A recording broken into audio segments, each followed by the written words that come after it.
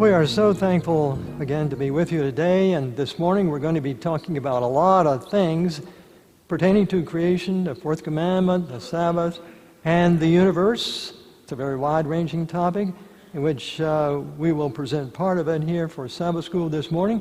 Then in essence we're going to continue later on for the church service itself. So yesterday and the day before, we received some questions about the biblical statements there in Genesis 1 and 2 about the earth being without form and void. And people are wondering, what does all this mean? So this morning we're going to take a few minutes and go into this carefully to see if we can understand exactly what's going on. David, what does this say in Genesis 1 and 2? Verse 1 and 2, in the beginning God created the heavens and the earth. The earth was without form and void, and darkness was upon the face of the deep, and the Spirit of God was moving upon the face of the waters. I think the thing that we want to try to bring out here is that the very first part of the first day was evening, right? Because all of the biblical creation days, they started with the evening and ended with the morning, and the evening and the morning were the first day, the second day, and so forth. The Sabbath began with the evening. So it's interesting to note that when God created the earth on day one, the earth was without form and void during the darkness portion of the first day.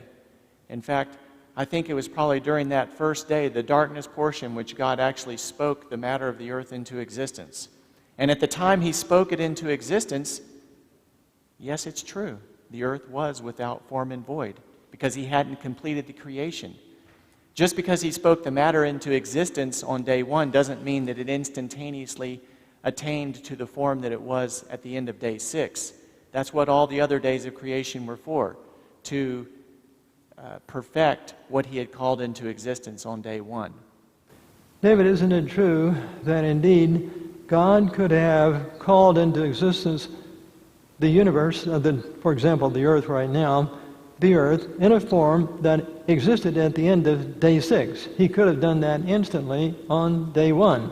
But He chose to spread this work out, and as we understand it, He spread it out because He was going to then initiate the seventh-day Sabbath.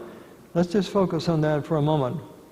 Was there a Sabbath before creation week? No. No, because what it says, 6 days, and then the seventh-day Sabbath. So for eternity past, before creation week, there was no Sabbath. Now, let's focus on this also briefly just for a few minutes this morning. The world or the universe before creation week, until the time there was sin entered into heaven by Lucifer rebelling, everybody had access to what? To God, almost directly, in a sense. And so it was perfection everywhere. There was no needed for a special time set apart to keep holy, because everything in the universe was, in a sense, holy. And so this is a new creation here that we're talking about as far as this earth is concerned, and us as human beings. So we want to keep that in mind as we continue to focus attention on this particular topic. Let's go to the next slide. We're going to take this slowly. In the beginning and the foundations of the earth. We mentioned Thursday night, of course, that we tried to link the relationship between the phrase "in the beginning" and found in Genesis 1:1 to Jesus' own use of the term "in the beginning" or "from the beginning" in Mark 10 verse 6. When Jesus answered in Mark 10 verse 6, "But from the beginning of creation, God made them male and female."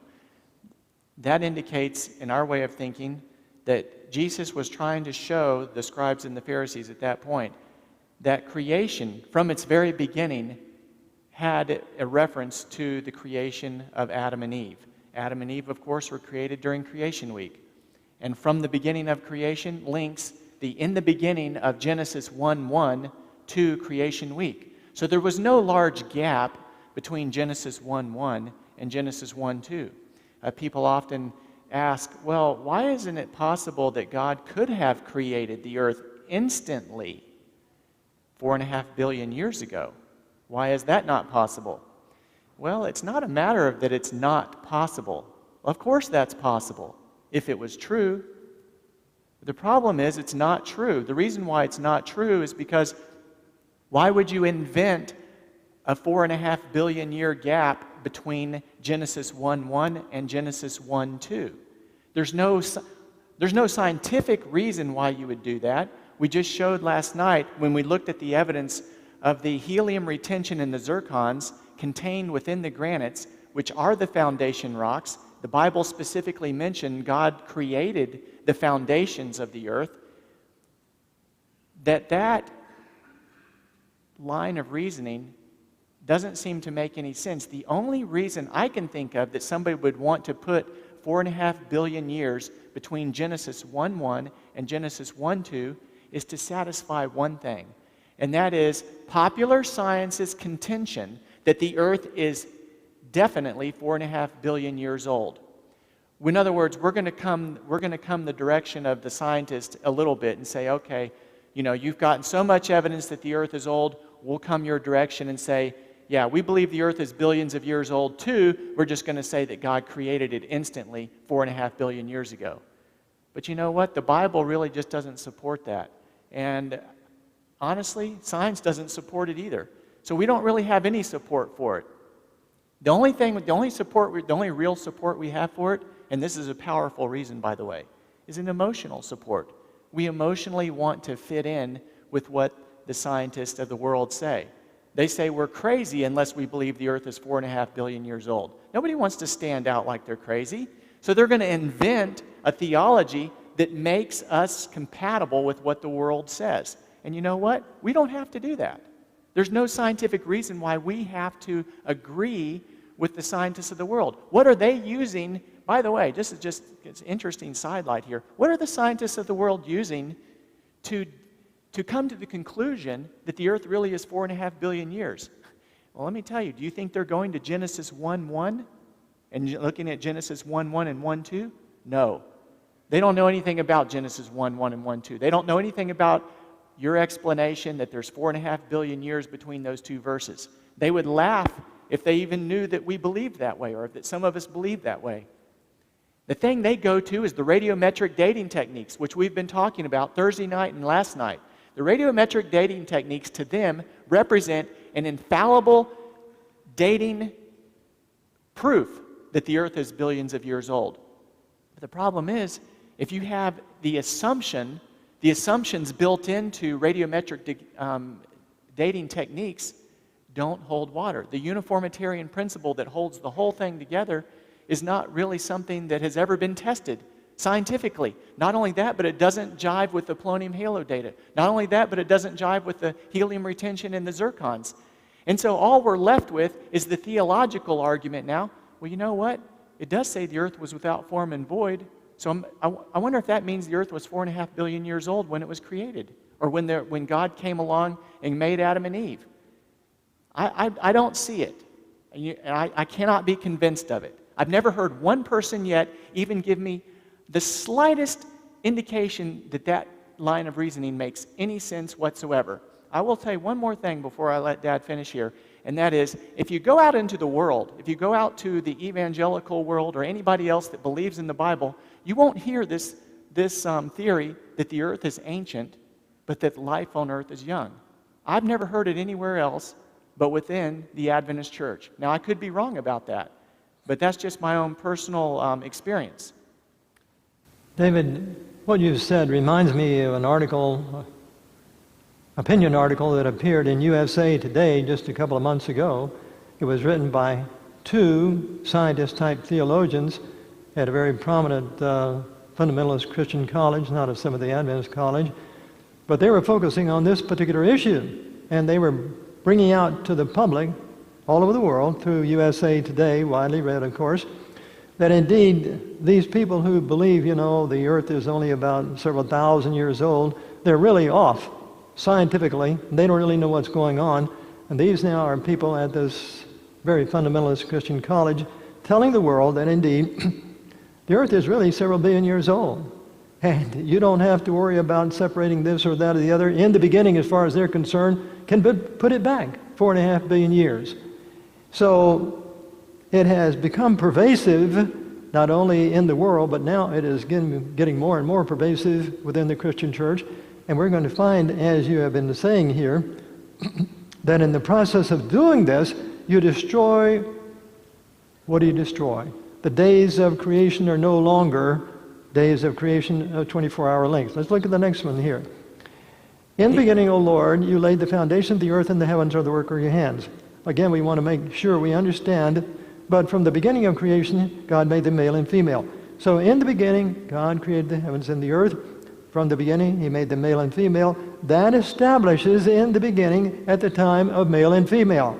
Now, on the basis of what you were saying just then, so anyone who wants to put things back in the beginning back several billion years, they got to put Adam and Eve back at that time. Then you've got full-blown evolution. Exactly. Everywhere. I can tell you one thing right now. If you accept a billions of year age of the earth, you accept the radiometric dating techniques that support that. And then if you want to accept those radiometric dating techniques, you've got to accept them in every scenario where they're used. That's only logical, right? If you accept the billions of year age of the earth, you've got to accept the dating techniques that support that, right? I mean, that's why we believe it, right? So it's interesting to note that the same dating techniques that are used to establish the multi-billion year age of the earth are the exact same dating techniques that the scientists use to date the fossiliferous rocks containing the fossils. Then you have to invent some kind of scenario where death existed before creation week. And believe it or not, a lot of people believe that. Why? Because it makes, that's the only logical conclusion they can come to based on the assumptions that they have adopted. But the problem is that the Bible nowhere supports life before creation week. So you can't get that from the Bible. You have to create a wildly ad hoc theory to even begin to accept a multi-billion year age of the earth, and then not accept ancient age of life.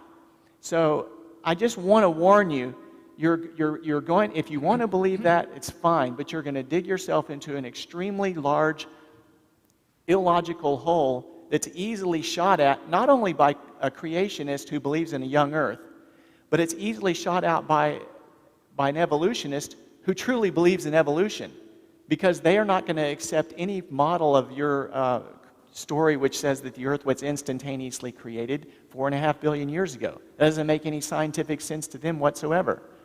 So I would just submit, why don't we consider adopting a model of earth origin which follows as closely the Bible record as we can possibly follow it, and at the same time agrees with the scientific data that exists that we have presented to you Thursday night and Friday night, the polonium halos specifically, and the helium retention in the zircons. David, you know, as I mentioned last night to the audience here, I was at the Oak Ridge National Laboratory as a guest scientist there for 13 years. There were people there, atheists, agnostics, of all religious persuasions, and they understood what I believed. And it was that indeed the earth itself was basically called into existence. They saw that in the papers that were being published there in the scientific journals. They would have laughed me out of the laboratory if indeed I had come along and said, well, look, guys, you know, I can believe the earth is billions of years old, and then there was a reconstruction period, cultivation of a garden period by God just 6,000 years ago. I would have been kicked out of the laboratory. The people who are in science, who are saying this about the ancient earth and then reconstruction 6,000 years ago, are not scientists who are out doing work in the scientific community. The scientific community, if you go out and start saying this, you'll be laughed off the block. I continue to present papers, scientific papers, at the American Physical Society meetings here almost yearly, and present all this material directly. But indeed, if I were to go and make this kind of contradiction that we're talking about here, I would be laughed out of the room to begin with. And I'm not laughed out of the room when I make these presentations. Let's continue. So in the beginning, Adam and Eve, in the beginning, the foundations of the earth. So the foundations of the earth then were made in the beginning at the time that Adam and Eve were made.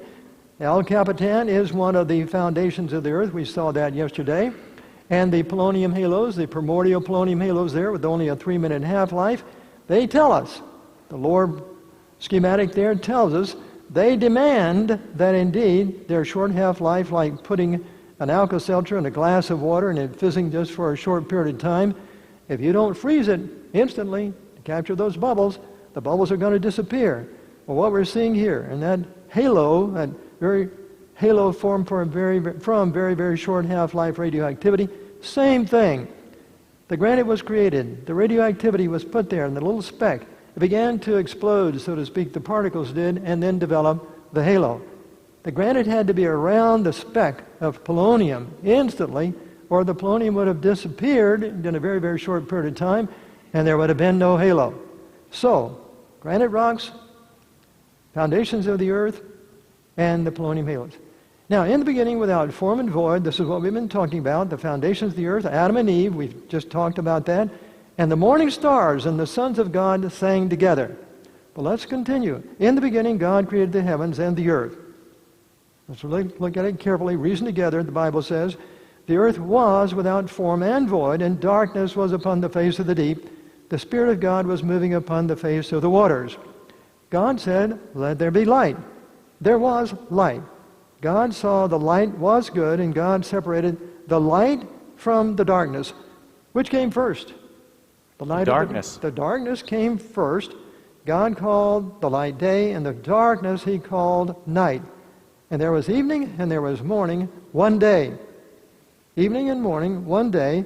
The darkness then of that first day was the night of the first day, and the light, of course, after that was the morning of the first day, which is what you've just got through saying. Let's let you continue now with this line of reasoning. And God said, let there be light, and there was light. And God saw the light was good, and God separated the light from the darkness. God called the light day, and the darkness he called night. And there was an evening, and there was morning, one day. Genesis. David, let me just say to the audience, the reason we're going over this carefully is because we have received several inquiries about this particular topic. And we want to cover it, and then now covering it again with these biblical passages to help us all understand the nature of the truth of the Bible. Go ahead. So the darkness of verse 2 was the evening of day 1. The same verse, the time the earth was without form and void, that was the time of darkness. This is why the evening part of the seventh-day Sabbath is the same time period as the darkness period of day 1. It's the first part of the day. The first part of the day in each creation day is the darkness or the evening portion. David, let's think about this with the audience here. If indeed someone said, the earth was here billions and billions of years, that was dark, right? Because God said the light didn't come till much, much, much later. So it was in darkness then for what? How long? Billions of years. Billions of years. Billions of years. Well, you see, that had to be, according to the Bible, the darkness, and then the light. That means the darkness part of the first day was 4.5 billion years long. You see what kind of logical contradictions immediately come into the picture by making the earth several billion years old, sitting out in darkness. And again, let me go back to this just a second.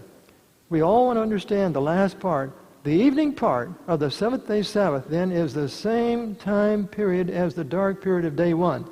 And then the darkness, the second paragraph of verse 2, was the evening of day 1.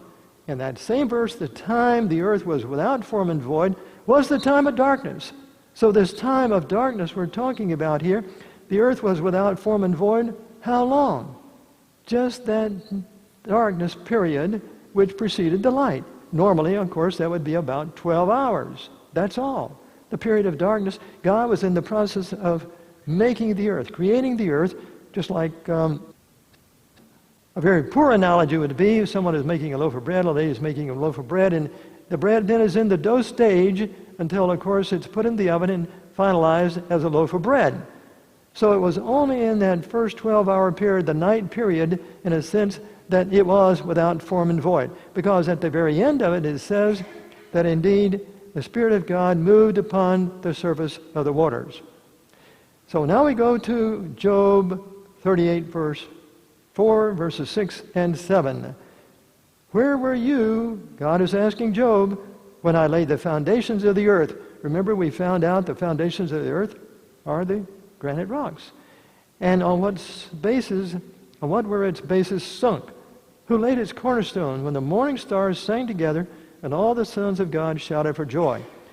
Here we have introduced in the book of Job, God telling us there were witnesses to the creation of the earth.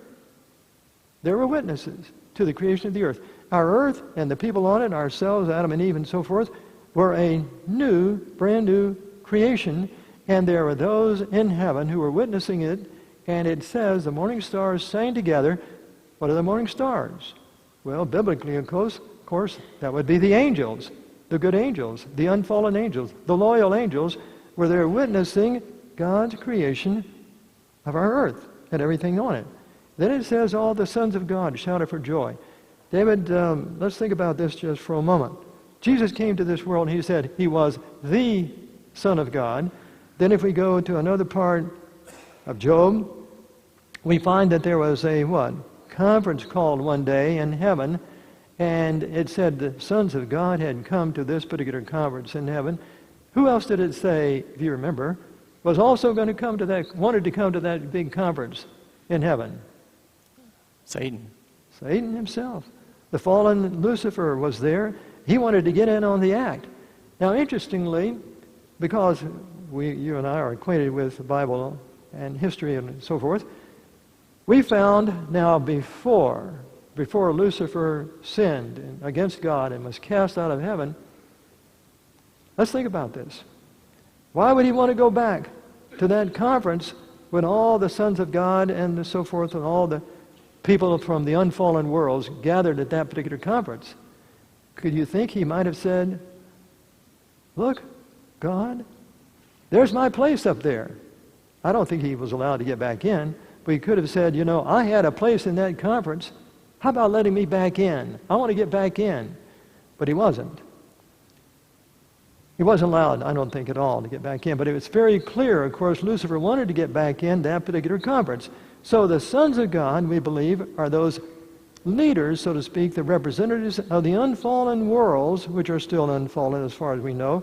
And the morning stars are the angels, the good, loyal angels. After, the Bible says, indeed, there was war in heaven. Michael and his angels fought against the dragon, and the dragon fought and his angels, and they were, cast out. And their place was found no more in heaven. Now, to me, that means Lucifer has never gotten back. Neither have any of the evil angels ever gotten back in. They were all cast out because they had decided to sin against God. Now, this means that, of course, the sons of God, the representatives of these unfallen worlds, were allowed to go to this conference I spoke about there in the book of Job. They were there. They had a right to be there because they were unfallen. They were the representatives of the unfallen worlds that they represented at that particular time. And of course, the angels of heaven were pure and holy, the ones that had remained faithful. So this is giving us an insight that indeed, when we're talking about Genesis 1:1, 1:2, and 1:3, 4, 5, and so forth, we're talking about what the Bible is telling us about the creation, age of the earth, and what's happened on this earth primarily. But it does give us some insights as to what's going on in the universe, as we'll see in the next slide. David, tell us a little bit about these unusual verses. At least to me, they were unusual when we first saw them. Yeah, the little background on these verses right here is that a lot of people, too, get very tripped up on the idea that we say that during day 4 of creation week that God created the sun and the moon. He made the stars also. A lot of people strenuously object to this, saying there's no way God could have made all that in day 4. Well, yes, he could have. I don't know how else to say it, let me just give a little warning here. Don't get too attached to the theory of evolution, okay? Try not to get too attached to it. I'm going to speak just to the Adventist in the audience here. Maybe there's some non-Adventists here, but just to the Adventist, I want to say this. Use the same skepticism you had for Sunday sacredness for evolution. 99% of the Christian world worships on Sunday. Why don't you? Why don't you? Use that same skepticism for evolution. Just because the world accepts evolution doesn't mean you have to accept it. And by the way, there's not really good scientific evidence that supports it, because if you really look at the foundations of the assumptions used in radiometric dating, they don't hold the water that you might think that they do. And just think, we just talked about on Thursday night how for thousands of years the world believed that the earth was the center of the solar system. The sun rotated around the earth and all of that. And it was never challenged. Copernicus finally challenged it, and he was ostracized. Don't be caught believing a wrong thing. People will come up to me all the time and they'll say, you know what? It doesn't make any difference really when God created the earth. As long as I believe in Jesus, that's really all that matters. That's the exact same argument that somebody comes up to me that I'm talking to about the seventh-day Sabbath, and they say, you know what? It doesn't really matter what day you keep for Sabbath. Whether it's the Sunday or whether it's Saturday, it doesn't matter. All you need to do, the principle behind it is you need to keep a day holy. Well, I beg to differ. God is a God of order. God is a God who means what he says. If he didn't mean what he said, then he would have accepted Cain's offering, right? Cain's offering was beautiful, had all these nice fruits and everything. What was really wrong with Cain's offering? That was his occupation, tiller of the ground. Why didn't God accept that? That was his labor that he was trying to bring to God. The only small problem was that's not what God said to do. So you have to, when you think about what we're believing in the Bible, it's important to believe what the Bible says because that's what it says. In Psalm 68, there's a reference to the ancient heavens. So this is the answer that I have for people that say, it's impossible for God to have created the stars on day 4 of creation week because there was other things in existence prior to creation week. We know that. There were unfallen worlds, et cetera, et cetera. Heaven existed. And I agree with that. Heaven did exist. There were unfallen worlds or, all of these things. Yes. But were they a part of our particular universe? That's the thing that you haven't established. That's the thing that I would like to say the Bible speaks of when it talks here in Psalm 68. It says, sing to God, O kingdoms of the earth, sing praises to the Lord, to him who rides in the heavens, the ancient heavens. I think the Bible differentiates between the created universe that was relatively just recently created and the ancient heavens, the heavens where heaven has existed forever, where the other worlds are. Where is that? I don't know. Is it in another dimension? I don't know. All I know is that when God said he created the stars on day 4, why not believe it? It's not that hard.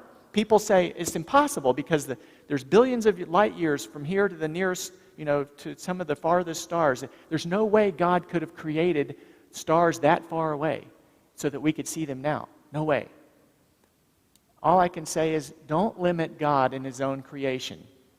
I would just submit to you that at least consider the idea that when the Bible talks here of, and here it is in Psalm 68, again from the New American Standard, sing to God, O kings of the earth, sing praises to him who rides upon the highest heavens, which are from ancient times. We're going to see a little bit more about the highest heavens and the ancient heavens here shortly. Maybe we'll go ahead and catch the next one. Basically what this is saying, and we won't try to read it, we've come to a place where there's going to be a paradigm shift sooner or later in what we're telling you, but now we want to go to a paradigm shift, something you haven't heard about, something the evolutionists are basically trying to keep from you, what we've been telling you here the last couple of days, and now there's something else which they could have brought out very, very prominently over the last 50 years, and look at this. The Bible says, and we believe it all, there were giants in the earth in those days and also after that. How many here would believe that indeed the bones of giants, similar to what the Bible is talking about, have already been discovered? Well, they have, and they were very prominently presented to the world back in 1946 and 48, and guess what? Then they were buried. The evolutionists wanted to bury them out of sight. Oldest human bones arrive in the United States, and the date there is in Life magazine, October 7, 1946. Very, very prominently displayed in Life magazine of that issue. Again, Life magazine, big spread inside. New giant appears on man's family tree. What is that? What do the bones look like? This is a fragment now. This is an artist's sketch now of exactly what is in Life magazine. I could not actually scan it and bring it here because of a copyright situation, but that's a very accurate sketch of exactly what's in that particular page of Life magazine. 1946, 1948, this is the 46th one. Here now is a comparison, and these are sketches, very accurate sketches of exactly what is in these issues of Life magazine. The modern jawbone is there on the left, and the giant's portion of his mandible there is on the right. The thing that, for those of you who want to see the original articles in Life magazine, you can go to archived sources of magazines like Life, and you can actually order these issues. They charge like $25 or something to get these issues from the 1940s, but they sell them. The antiques dealers sell them, and we actually bought some. And the original articles are very fascinating, where they show the pictures of these fossils, because people sometimes say, you know, we believe that there were giants before the flood. Where are they? You see the dinosaurs buried in the mud. Where are the giant humans? That's what we really want to see. We want to see some giant humans. And I do too. But these little fragments that have been found are just like a little taste of what's there. I think that they're there. I think that God has His hand over what is being discovered at this particular time. Whether or not He chooses to reveal more as time approaches the end or not, I don't know. But, you know, You can't deny the fact that these are... whether or not you believe anything like that's coming or not, this has been found. This is now what was stated there in Life magazine. This is Dr. Ralph von Koningswald, the archaeologist, paleontologist who actually found them. And that again is a very accurate sketch of a picture there in Life magazine holding up the mandible and, of course, the molars, looking at it. And what do we have in terms of... There it is. He holds a normal tooth. He holds, of course, right adjacent to it, the giant molar. These were fragments of giants, no question about it, who lived before the flood. Now this is the sketch now in Life magazine. The giant, this huge giant that fit, of course, this jawbone was pictured there, so to speak. It was an artist sketch there in Life magazine as to what he might look like. Well, you can imagine, of course, coming from an evolutionist perspective, he's going to make him look like an ape. They didn't know that at all. But anyway, and then of course you have the normal size ancient man, so to speak, over there on the right. And you can see large differences, twice as large. And here in Life magazine now you can see the actual middle man there, the big man, is this Gigantopithecus, and calls other things. And there again to the left, of course, is modern man, and then the various other presumed men that lived in days gone by. So you've got someone there, they've got bones, fragments, and the paleontologists who are evolutionists are themselves saying, looks like this is what we've got as our ancestry. But you know, it says they can't fit it on man's family tree. They look back and they say, where do these fit? You know, man is supposed to be coming up. And we don't have any giants millions of years old in our family tree. So guess what they've done?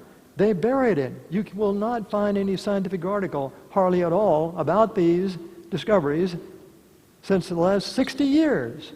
They don't want you to know that indeed how seriously this questions the whole theory of evolution. There were giants in the earth in those days, and also after that, the following photographs. Photographs are the mountains of the Sinai Peninsula. The genuine Mount Sinai is somewhere on in. The rocks there are very similar to El Capitan. They're a little different color. So the Ten Commandments then were inscribed on the granite rocks like those in the following photo. These are now, this is sun rising over the mountains of the Sinai Peninsula. And here's more of them. Different view. The mountains of the Sinai Peninsula.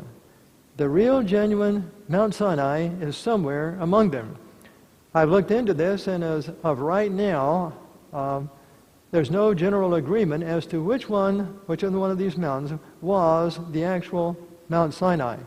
I have a good friend who says he thinks he knows, and I haven't decided to go over there to look at it myself as yet, but he has convinced me he has good evidence for this genuine Mount Sinai. Now, what we do know is this is what is called Mount Sinai and has been called Mount Sinai for a long period of time. Now, in the lower right-hand portion of that figure, this photograph, is this St. Catherine's Monastery. So the Catholics have been there at the base of this particular mountain for a long, long period of time and have given credence to the idea, that this is really the genuine Mount Sinai. I personally doubt that very, very seriously.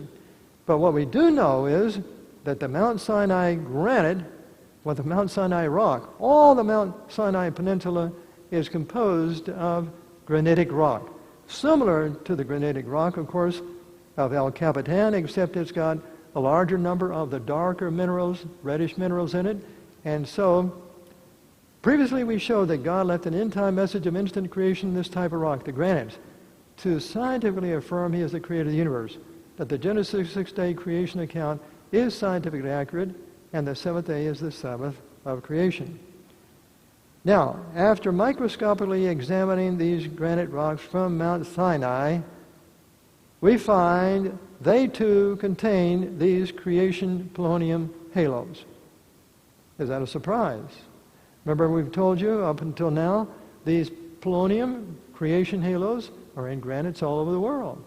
So I had a friend at the Hebrew University in Jerusalem who was in the physics department at the Rockeye Institute, and I asked him to see if he would obtain a piece of the Sinai granite, what we just saw a picture of a few minutes ago. He had a good friend there in the geology department at the Hebrew University, and he got a piece of that Sinai granite, not recently, but earlier, and he sent it to me. And as a result of that, there it is.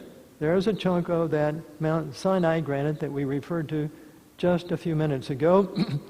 And I've taken the little black specks from this piece of granite, looked at them under the microscope, and found these creation halos, like we're talking about here. So again, we have now creation here in Mount El Capitan, creation here, written in the rocks of Mount Sinai itself. And again, the emphasis is here, creation, creation, creation, instant creation of God in the foundations rocks of this earth. David, we've said this, we talked about this particular slide before, and would you sort of focus on it and tell us something about this finger coming down to the rock there? What significance are we going to draw from that in just a minute? Well, there's very few things in the Bible that God actually writes with His own finger. You can just think of a very few examples in the Bible where that actually happens. But one of them, of course, is when He writes with His own finger in the tables of stone that He gives to Moses. And in that, where He writes with His own finger, I made the heaven and the earth, the sea, and all that in them is. God wrote that. I did this. And I did it in 6 days.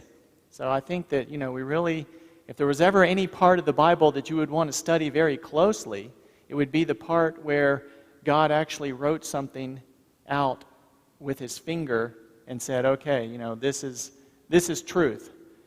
You can't really mess that up no matter how you try. The earth really was created by God in 6 days.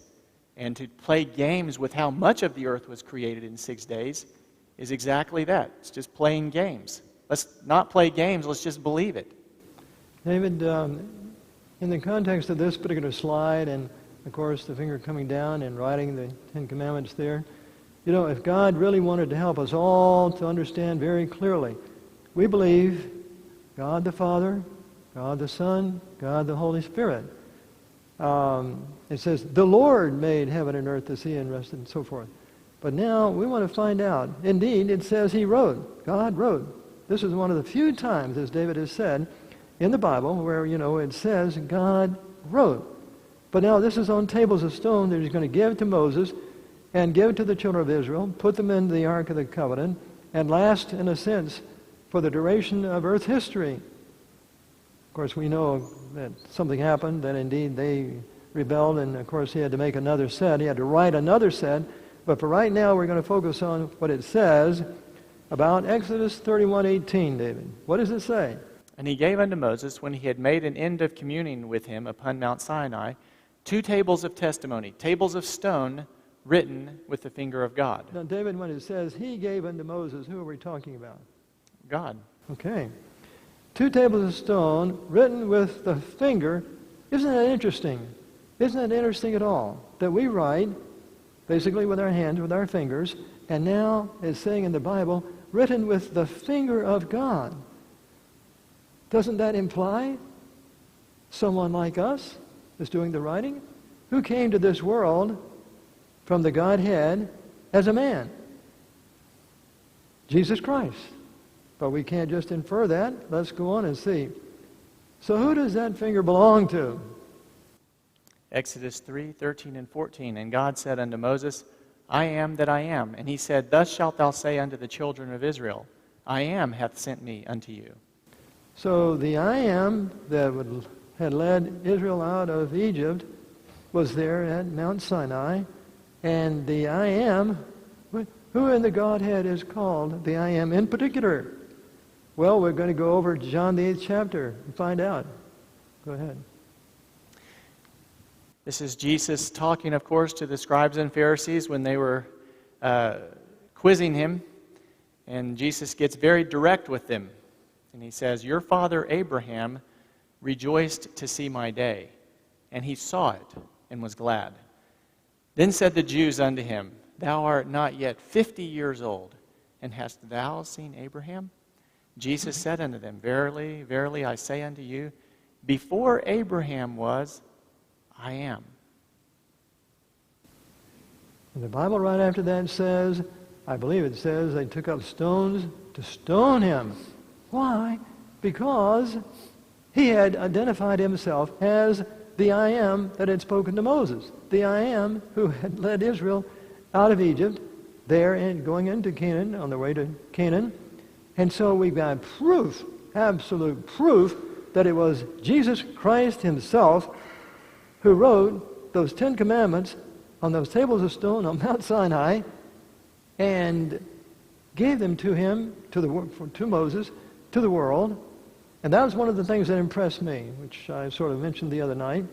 I did not grow up as a Seventh-day Adventist, became an evolutionist big time, as I mentioned the other night. And it was after I began to restudy the Bible and heard an evangelist and went to an evangelistic series of meetings from some of the Adventist minister. And I was still confused over this whole issue, so to speak, of Sunday and Sabbath. What day was it really, and so forth. So he came over, and I heard him speak in an evangelistic meeting, and I wanted to follow up exactly, make sure I understood exactly what he was saying, and I focused on the 4th commandment. And this issue of 4 and 6 days the Lord made heaven and earth, the sea, and all that in them is, and rested the 7th day. The 6 days and the 7th day, as I talked to him, the 7th day was 24 hours, because everybody who was a Sabbath keeper at that time, the Jews I knew, was only 24 hours. So how could it be that 6 days were going to be anything more than 24 hours? And so as I spoke to him about this, that was one thing that convinced me to keep on studying, because I was still very heavily into evolution at that time, but I recognized that indeed, if God had put something that specific in giving those commandments to Moses, and he wrote it with his own finger, and that finger belonged to Jesus Christ himself, here I was, am I going to question Jesus Christ, what he wrote, and what he gave to Moses, or am I going to believe in my evolutionary perspective? That's what caused me and my wife many, many years ago to dedicate our lives to try to find out the scientific truth. Because as I've indicated to you, I went to the university and studied and studied and studied. I learned what they told me was truth. But we decided to go find out the truth for ourselves with God's great blessing. So Jesus, the great I am, is the one who wrote those 10 commandments. And after he wrote those 10 commandments, what did the Bible say should be done with the 10 commandments? What did Moses do? Put them in the Ark of the Covenant. And then that, of course, was placed in the most holy place of the earthly tabernacle. That is simply a representation, of course, of the tabernacle in the wilderness. We remember on the left side, of course, was the holy place of the earthly tabernacle, and beyond that veil there, so to speak, was the most holy place. And that's where the Ark of the Covenant was located. And that bright light there above the Ark of the Covenant, as we all know from the Bible, was the Shekinah. That was God's visible presence right there above the Ark of the Covenant, right there above the Ten Commandments. So just think about this.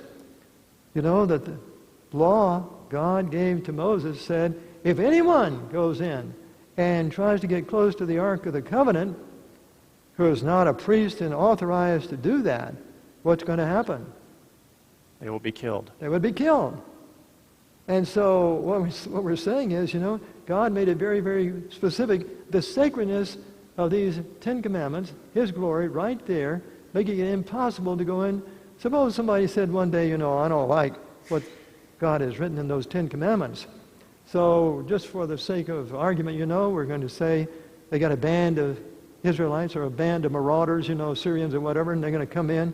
They're going to go in there and take this Ark of the Covenant, and they're going to take the top off and take those tablets out, and they're going to write something different. You know, they don't like the commandment, for example, about stealing or lying or cheating or adultery or whatever. They're going to change those commandments and then put them back in the Ark of the Covenant. How far would they have gotten? Not too far. They would have been zapped even before they got in the door, so to speak. So basically, you know, what occurred to me after a while was, in essence, if I thought I had the ability to go in and make a modification as to what the fourth commandment said about keeping the fourth commandment holy and about it being a representative, the Sabbath being a representative day memorial of creation, wasn't I, in a sense, trying to do the same thing, go into the Ark of the Covenant, take the commandment, rewrite it, put it back? I thought, wait a minute. I really have got to study to find out what the science is all about. Because this was, as far as we were concerned, my wife and I were concerned, this was a life and death matter. This was a matter of learning the truth for ourselves. Biblical truth was there. But we believed that indeed, we still believe honestly, of course you know that now, that the God that we serve, the God who created the universe, created us, Adam and Eve, and everything else, is a God of truth. And He's not going to tell us one thing in the Bible and put something else here in the earth to try to confuse the picture. Now, that's not to say, of course, there isn't confusion out here. But we understand that there was an enemy. The greatest angel in heaven fell. He was cast into the earth. And He's been working very, very hard in the last many 6,000 years, we'll say, to try to draw individuals, people like ourselves, off track and to help them to deceive them to believe that what God wrote with His own finger really isn't true. I know I was deceived for a long period of time, going out and telling people about evolution and everything. But anyway, Pat and I asked the Lord to lead and guide many, many years ago is when we started, and slowly. And one of the first things the Lord revealed, and I have never had a vision, I've never had any voices speaking to me. When I say God revealed or help me to understand, what I mean is I worked and did everything on my part. But there was a time, many years ago now, when I was looking at these polonium halos under the microscope, and I didn't have any idea in this world what the answer was, because I was still so much a part of evolution that when I looked at those little creation halos under the microscope, only thing I could think of was, how in the world can I fit this into this long period of Earth's evolution? The granite's cooling deep underground over a long, long period of time. The people who had seen them before I came along, the investigators, they couldn't figure it out. They said, this is really something unusual. You know, what are we going to do about it? Well, I couldn't figure it out either. Until one day, in looking under the microscope at a whole group of those polonium halos, guess what happened? A couple of biblical verses flashed in my mind. By the word of the Lord, Psalm 33, 6 and 9, by the word of the Lord were the heavens made, and all the host of them by the breath of His mouth. For He spake, and it was done. He commanded, and it stood fast. And all of a sudden it occurred to me, God had left His fingerprints of creation in those rocks, the granite rocks. That was a long time ago. That was 1965, in fact. And just say that after he joined the church and began to publicize within the church the findings for creation and the evidence for creation, some very influential voices within the church pulled him aside and said, you know what? You need to pipe down a little bit because you can't be sure about what you're talking about. And so that's what led him on the long odyssey of publishing the scientific papers, because they pulled him aside and they said, look, man, you're brand new in this church, you're too excited. And we've already established here that the earth is billions of years old, so don't come in here and mess things up by saying that the earth is really young. So that's what started the research project, to very slow, methodical publishing paper after paper after paper within the world's most prestigious scientific journals, documenting the evidence which we spent last night and the night before trying to explain. And in the process of doing that, not destroying his first belief that maybe God really did call the earth into existence and that the earth probably is young, but instead supported that view. But the voices who pulled him aside initially and said, beware, you're treading on ground which we've already decided upon here. We've already decided that the earth is old, and you're not going to change things, essentially, is what was said. And we don't need to talk about who said that or anything else, but the point is that some very influential and powerful voices still believe very firmly in an ancient age of the earth, and in essence, another faction of people actually believe in evolution itself. And that's ultimately where this whole thing leads. You can believe in an ancient age of the earth, but sooner or later you wake up one day and you think to yourself, that doesn't make any sense either. I might as well just believe in evolution, which is what a lot of people end up doing anyway. So the research project, which spanned all these years, did in fact uncover evidence which further supported a belief in the literal creation of the earth. But that doesn't mean that there weren't voices that said, no, no, no, you're wrong, you're wrong, you're wrong. And sometimes your most critical voices are the voices of your friends. So I think it's important to realize that whenever you're looking into these issues, you have to think for yourself. I'm up here trying to tell you how to think, right? When I tell you, and then I'm saying think for yourself. Well, I'm not taking your ability, I'm not trying to take away your right to think for yourself. I just want to make sure that when you leave here, you understand that there's just as powerful an argument to believe in a young age of the earth as your belief in an ancient age of the earth, that that's the way you believe. And I can promise you that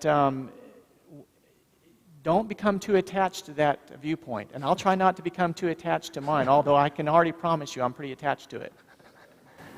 David, you just mentioned, of course, that when we got started, there were voices telling me, give up, you're down a blind alley and so forth, but we continued. And after we had that experience, as I mentioned, this not voice, but the thoughts flashed to my mind about that Bible verse. I did mention this to other people, and they said, as you say, of course, no, man, you're too excited, this isn't it. So immediately at that point in time, I decided that indeed the only way this would ever get out to the world would be to go to some national laboratory of some kind, do this work, and provide all the experimental evidence year after year and so forth.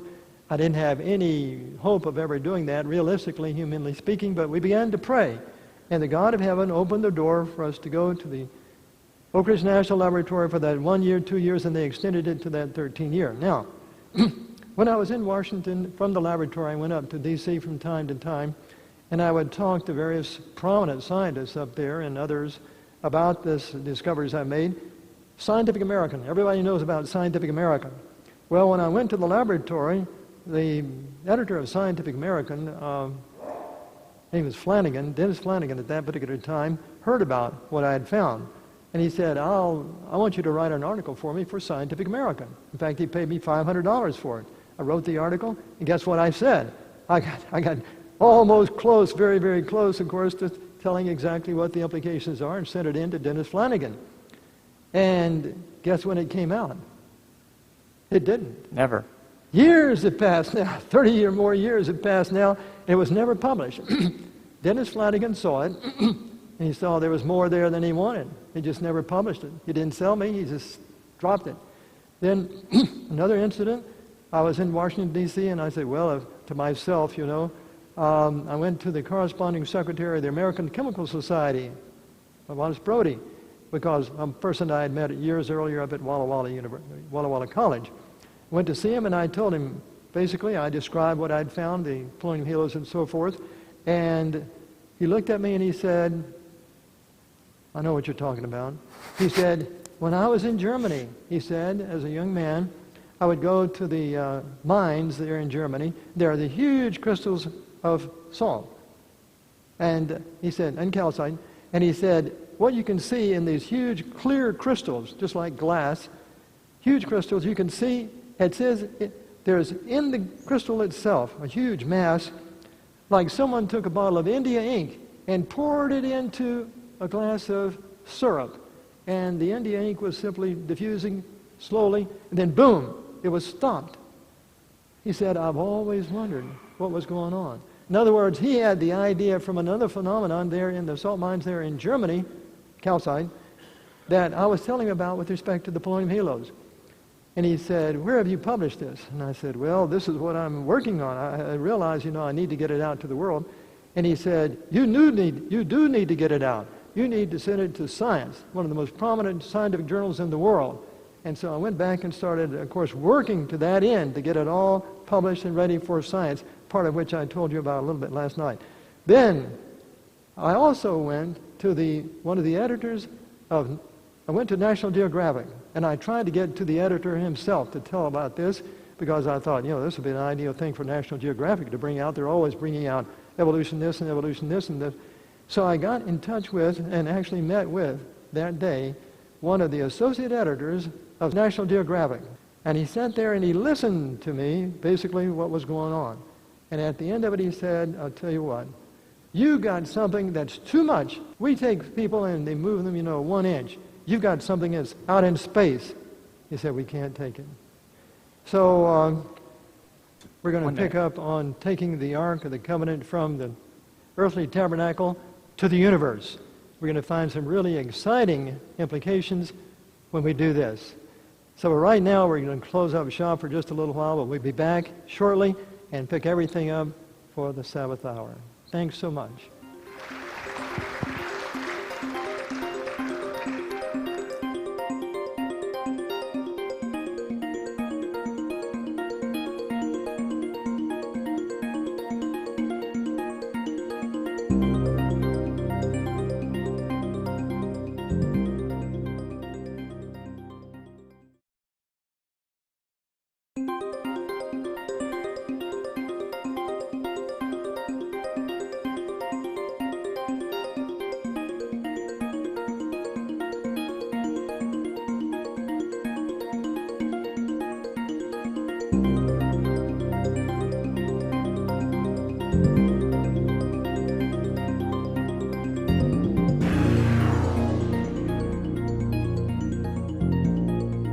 David and I are again so happy to be with you this afternoon, and we appreciate the hospitality of the church and the pastor's invitation for us to be allowed to speak the last several days and again this morning.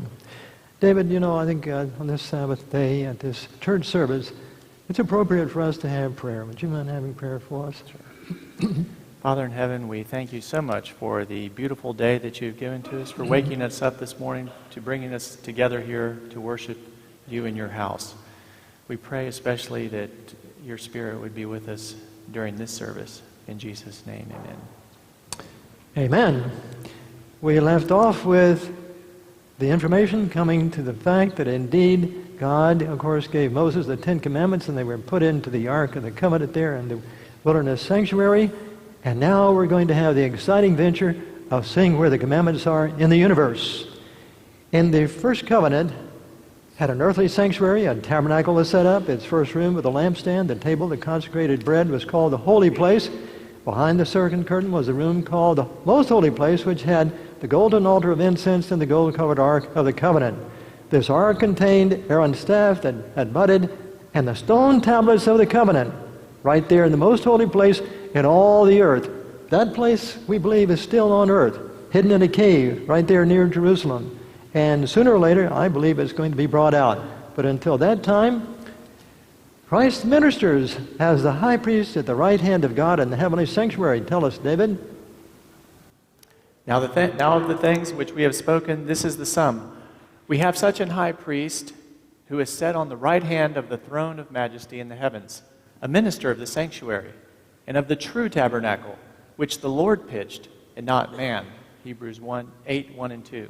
You know, in our imagination this morning, well, a lot of the times I try to imagine exactly what this passage is telling us this morning.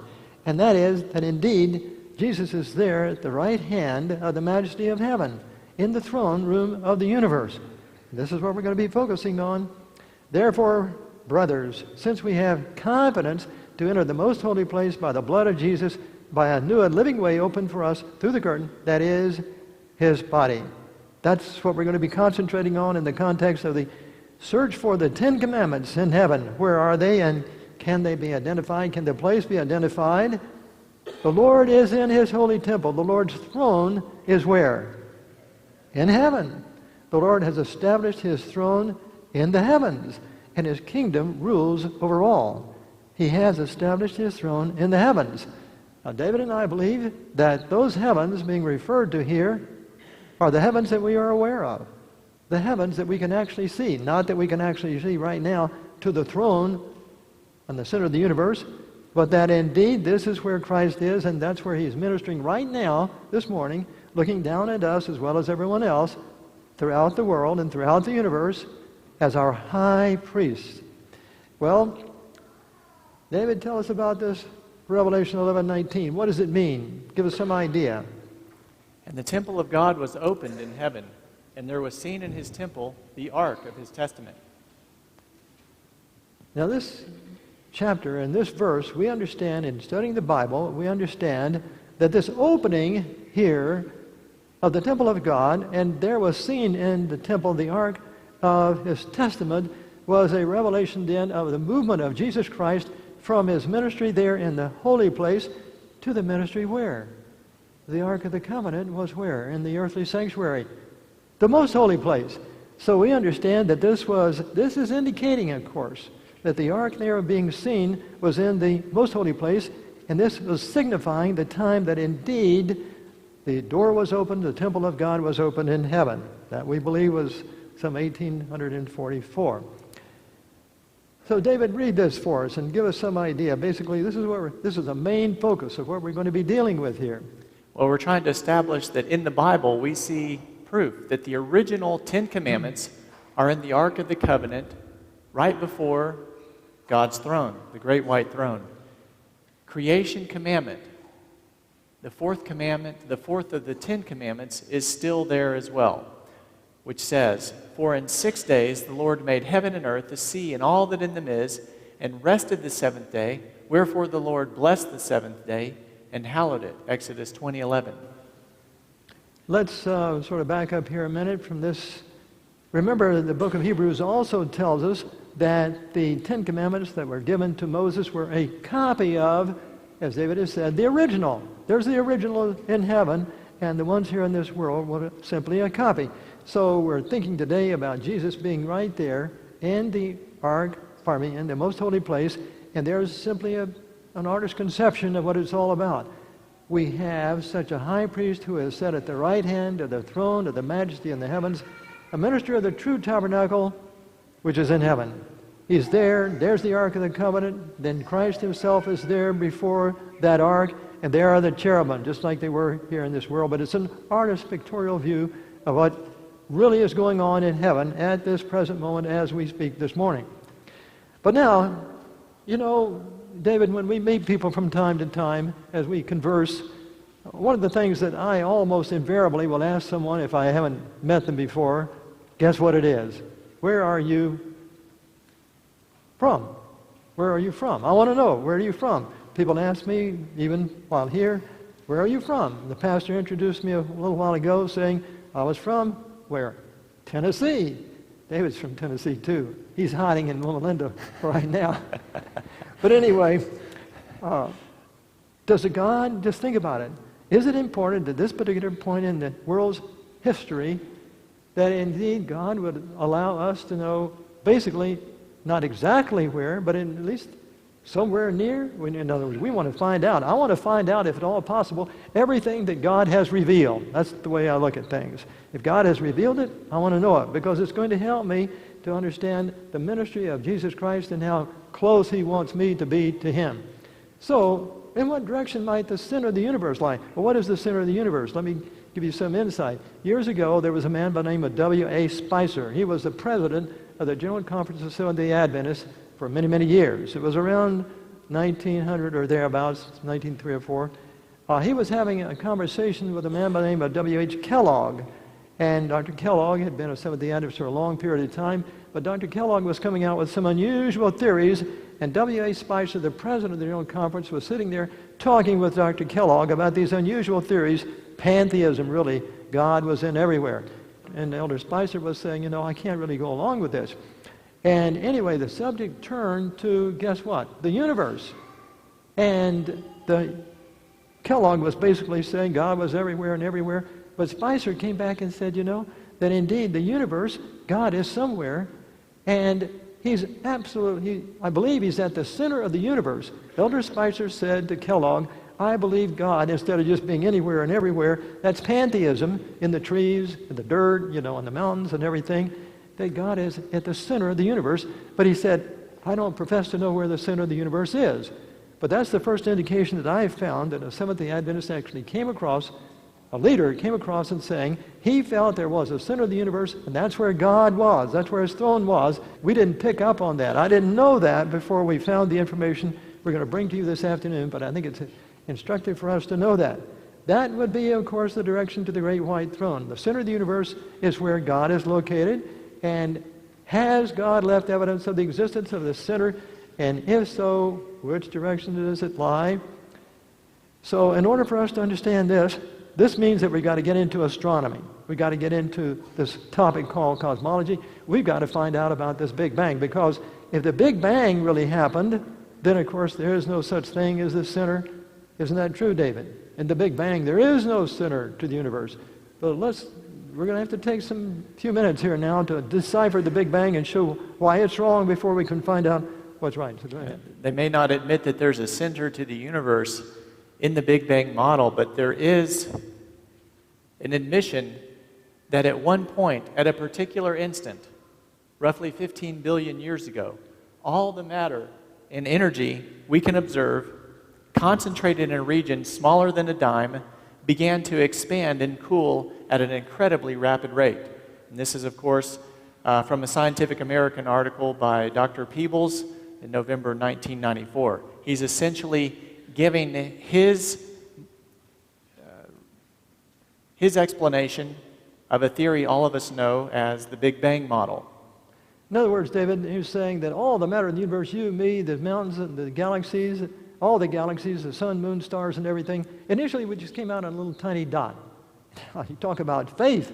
Well, anyway, let's continue. There's a man by the name of Edward Harrison, and we want to try to help you understand that people who believe in this, what incredible things they need to believe. Go ahead, David. All right. The other night we talked about there were all these other fields of science, electromagnetism, optics, all of these fields of science that have verifiable assumptions. The laws that govern these sciences can be tested and they can be measured, but there is one branch of science, and that branch is cosmology, where we don't have that same ability to test the fundamental concepts which would validate that theory. And in fact, Edward Harrison in his book Cosmology brings this out very clearly when he says the following: science clings tenaciously to concepts of conservation, the most fundamental of which is the conservation of energy principle.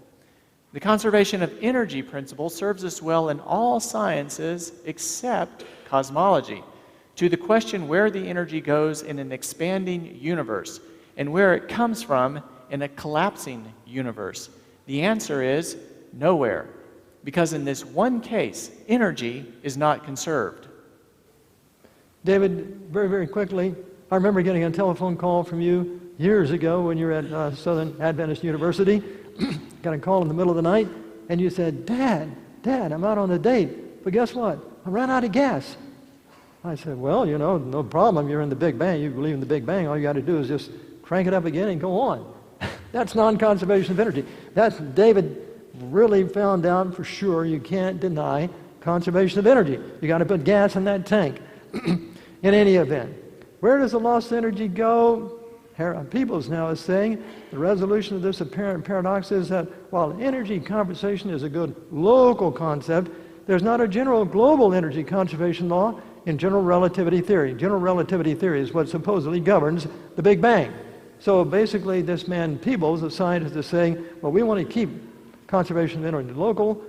In other words, we all got to put gasoline in our tanks. But as far as the universe is concerned, no, it really doesn't matter that much at all. Here we have a huge contradiction in the Big Bang theory, the operation of the universe, and this is in itself sufficient to conclude there must be a major flaw in the theory somewhere. Where is it? Well, go ahead, David, tell us about what James Truffle has said about the galaxies. In his book, The Dark Side of the Universe, he makes the following statement. The problem of explaining the existence of galaxies has proved to be one of the thorniest in cosmology. By all rights, they just shouldn't be there.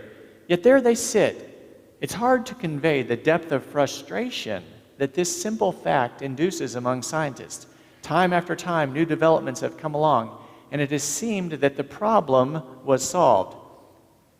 Each time the solution turned soft, new problems developed, and we were right back where we started. See, if you have a model of the Big Bang, where you have the entire matter of the universe concentrated in a region smaller than a dime, expanding and cooling at a rapid rate 15 billion years ago, how do you go from that explosion to an orderly universe where you see the different types of galaxies that we see, and the clumping, the clusters of galaxies, the superclusters of galaxies? All of these things don't make any sense in light of an initial uncontrolled, violent explosion, violent expansion of the universe. And here you have the cosmologists themselves admitting to the fact that the existence of galaxies is one of the thorniest problems in cosmology. Maybe it's like one of the problems that geology has in how is this granite formed, the origin of granite, which we talked about yesterday. Now, I think that if you really want to look into these models of the universe, you will see that there are problems after problems everywhere you look. And it's no accident that they have these problems, because when God created the universe, He created it in such a way so that when scientists looked at the universe, when they looked at the stars, when they looked at the order in which the stars were arranged, and especially now with the advent of the Hubble telescope, they can see the vastness of the universe and just how little their scientific theories can contain really what's out there. Amen. Well, let's go quickly here. Hubble Space Telescope has opened our eyes to the universe, and now what's there? We just got through reading that James Truffle said the galaxies shouldn't even be there. Look at this, the NGC 7009. Hubble finds an hourglass nebula around a dying star. In other words, something exploded and produced those rings. David, go ahead. Tell us about the pillars of creation. Exactly that. The astronomers focused the telescope on this image, and they thought of what they could call it, and they just called it pillars of creation. Now, it's interesting that secular science would actually choose religious terms in naming these celestial objects, pillars of creation. Creation, by all, not pillars of singularity, because in scientific terms, we talk about a miracle or creation in terms of singularity, but they didn't call it pillars of singularities or pillars of multiple singularities. It was pillars of creation. We're going to go through these photographs pretty rapidly because we've got a lot to cover here. And by the way, after it's all over here in about a month or thereabouts, we'll have hopefully the DVDs from our presentations, and we'll put them on. We'll advertise how you can buy them personally if you go to our halos.com website, or we'll try to put them on our halos.com website, so you won't have to buy anything. We just want to let you know that all this is going to be available. A glowing pool of light. What we're illustrating here basically is God has, remember the Bible says, the heavens declare the glory of God and the firmament showeth His handiwork. We're seeing the glories of God as revealed through the Hubble Space Telescope. And we're just going to go through very quickly. David, you just want to give us the titles of these and whatever you would like to say quickly. There's hardly anything you can add to these pictures. Spirograph Nebula. All right. Another Hubble photographed object here. You know, we're not trying to say we understand. The astronomers don't understand what they're seeing in many cases. They're just giving them names. What is this? I mean, what you see in astronomy, the world of astronomy, the distant reaches of the universe, are unbelievable. But the astronomers are simply saying, we give it a name here, we give it a name there, and that presumes to make it appear as if they're explaining. No. Helix Nebula, look at this, the exploding star and the colors and everything. The unfallen worlds, the people in the universe are having the opportunity of looking at this for a long period of time, and now we see it through Hubble. The galaxy, the warped galaxy, as the camera passes a milestone. That was the Hubble Space Telescope. The nebulosity there in the center are millions and billions of stars. The disk structure there, above and below, are again vast number of stars, but they're just simply unresolved in this particular photograph. The Southern Crab Nebula, again, something exploded in those rings. Guess what this one is called? Use your imagination. For the Arctic, what does it look like? The Arctic. Who lives in the Arctic? Go ahead, David. Well, we don't use those terms anymore. Okay. But I think they call this the Eskimo Nebula or they something do. like They that. They call this the Eskimo Nebula. It's out there in the universe. But the people that live up there don't like to be called Eskimos. I've heard that. I'm not sure if that's true. Anyway, here we have more miracles of revelations, so to speak, there in the universe itself, the Cartwheel Galaxy, a bullseye collision supposedly is occurring. The glowing eye nebula there in NGC 6751, something explodes, but look at the beauty and the detail of what is there in the heavens being caught by Hubble. Guess what this one is? David knows. What is it, David? This is the Ant Nebula. You know something? It occurs to me that the God of heaven has a sense of humor, knowing that today we're going to be standing here looking at that and saying that indeed, Ant Nebula in the universe? Well, the scientists are the ones that name these. I mean, you have these guys with all this education, and they look at that and they're like, huh, Ant Nebula. Can you imagine that's how that? these things are done. Can you imagine the Big Bang people simply wondering, Ant Nebula in the Big Bang, how about that? Hubble's They could have used like some kind of fancy biological, name for it, but that would have not been as good as Ant Nebula. They could have used like the formal biological name for it. Oh, formal, okay. The Ant Nebula, very simple for all of us here. Anyway, Hubble, deep field view. Hubble took a picture of the vast reaches of the universe by focusing a long time, many orbits around the sun and the earth and so forth, and brought out this great picture there of the Hubble deep field. Yeah, just about that deep view thing. I think some of you might have seen or heard that when the Hubble did that deep view, they actually just took a tiny little speck of the sky about the size of your finger, held about, just a little bit away from you. And if you project that against the space that it blocks behind that, you can just get all of this information. In fact, some of you might have visited Griffith Observatory since they've remodeled it.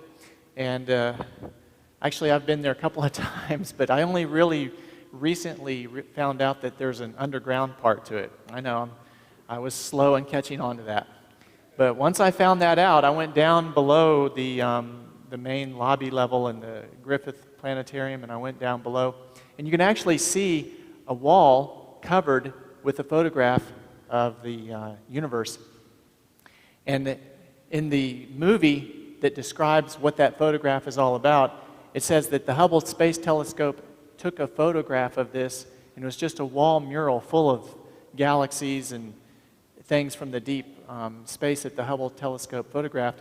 And it was essentially just the projection of what your finger would block out of a tiny strip of sky in one direction. And there's just literally thousands of galaxies just in that one little tiny area. So Hubble Deep Field is a similar idea, it just takes one tiny little speck of the sky and you can see what's behind it. We're going to see a little bit more of this in just a minute. Hubble Deep Field was amazing. Again, fading supernova, exploded at one time. Hubble's vast panoramic portrait of the vast star-forming region. Star clusters born in the wreckage of cosmic collisions of different galaxies. Well, we don't think there are any cosmic collisions going on. First of all, in the Big Bang Theory, you should never have any galaxies close at all. Everything is supposed to be expanding away from everything else for billions and billions of years, and here we have some galaxies close at hand. Guess what? the astronomers don't say anything about it. And the supersonic exhaust, who's got a high-speed motorcycle or whatever. Anyway, the supersonic exhaust from a certain nebula. Can you believe this? A star, instead of exploding spherically and so forth, is sending out jets. Unusual, unusual. The Cat's Eye Nebula, the Cat's Eye. And again, something equivalent to that in a different range of light accumulation. And again, one of the disk galaxies, again, the central region there, the ellipse itself being spread out, and then the luminosity above and below, that greenish hue there you see is really vast, vast billions of stars, which cannot be resolved, of course, at the resolution the picture was taken. This is Monocerotis. It's a star that's been exploding here for the last several years, and you can see the beautiful gas clouds, of course, extending from the center. Pillars of Creation again, another spiral galaxy similar to the one of our own, of course. Here again, Hubble Deep Field, vast, vast millions and billions of galaxies. We're only seeing several thousand of them here through the Hubble Space Telescope. And here we have Edwin Hubble. Edwin Hubble himself. David, tell us now very quickly, our time is running away from us here. What is this all about? You know, it's interesting. This is the results of Hubble's experimental data. He actually found that the distance of the galaxy from the Earth had a relationship to its redshift. And guess where he found all this out? It wasn't very far from here, actually, just in the hills or the mountains north of Los Angeles here. There he is, sitting at his desk, but there in the background you can see him looking through the eyepiece, you know, there with his pipe. He's doing two things at once. He's smoking and he's looking through the telescope. That telescope, you can see, if you go just to the mountains here north of Los Angeles, you can see the 100-inch telescope at Mount Wilson. And it's kind of an interesting tour that they have there. You can go up to see the telescope itself. They have a little audio clip that you can push a button and listen to it, and has some interesting things on the history of Hubble's work there. But basically, his work was very instrumental in determining what they call the Hubble relation. The Hubble relation was used in the formation or in the structuring of the Big Bang model of the universe, which says that we live in an expanding universe. In other words, the greater the distance of the galaxy, the greater the shift of the light coming from the galaxy to the red end of the spectrum. All right? And here is Hubble Deep Field again, and those green circles around those dots there. If you could look at it closely enough, you would see that within those green circles are little red dots. In other words, the redshift of the galaxies are so far away from us that the redshift has changed the color of the light received from the galaxies, from the visible region, the light, so to speak, white or thereabouts, yellow, on to the orange and to the red. Proof that indeed Hubble's original redshift relation does work even now with the Hubble Space Telescope. Very quickly, we're going to say most of us are familiar with the Doppler effect. If you're speeding down the highway and the policeman is back of you, he shoots the radar gun, it goes and it comes back, and the wavelength then will be increased. The wavelength of the radiation will be increased. That is a red shift. Our car, the car you're in, is receding from the policeman over here. That's called a red shift of the light. It gets longer and longer in wavelength. Indeed, if you're approaching and the policeman is seeing you coming, then of course that shortens the wavelength, and it's called a blue shift. So now Hubble then, the only thing the astronomers knew how to interpret his data of the red shift at the time he lived was indeed what? The Doppler effect. And David, just very briefly tell us, if you apply the Doppler effect now to his original data, what do we find?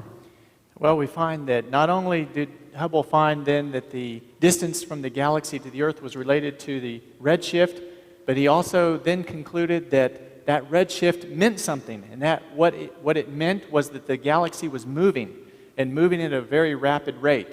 So the belief then that we live in an expanding universe stemmed from Hubble's data. Now, it's interesting, you see, we got down there, the Earth, that's where he was making his observations, and it says this result presented astronomers with a huge dilemma. Because they were accustomed to interpreting the redshifts according to the Doppler principle, which is what we just got through saying. that indeed it appeared, if you applied the Doppler principle, which is the only thing astronomers knew, then it appears as if all the galaxies are what? Moving away from our point of observation. But if you do that, this is a schematic, then you're at the center, and what Hubble was basically seeing is that all the galaxies of the universe. And as you can see, those arrows, of course, are getting redder and redder and redder the farther out they are. Those arrows represent vectors, velocity vectors. So as the galaxies are moving away from us in every direction, the red shifts are getting greater and greater and greater with greater distance. Now. The universe then is expanding away from us for sure. We're going to see that Hubble didn't like that. David, tell us about Isaiah 40:22. Turns out that you can actually look at some of the Bible text and see that the Bible even hints to the fact that God is stretching out the heavens. In Isaiah 40, verse 22, it is he that sitteth upon the circle of the earth, and the inhabitants thereof are as grasshoppers, that stretcheth out the heavens as a curtain, and spreadeth them out as a tent to dwell in. Psalm 115:3, but our God is in the heavens, he hath done whatsoever he pleased. Psalm 103:19, the Lord hath prepared his throne in the heavens, and his kingdom ruleth over all. Now, remember, a few minutes ago we stated that Psalm 103:19 about God preparing his throne in the heavens and his kingdom rules over all.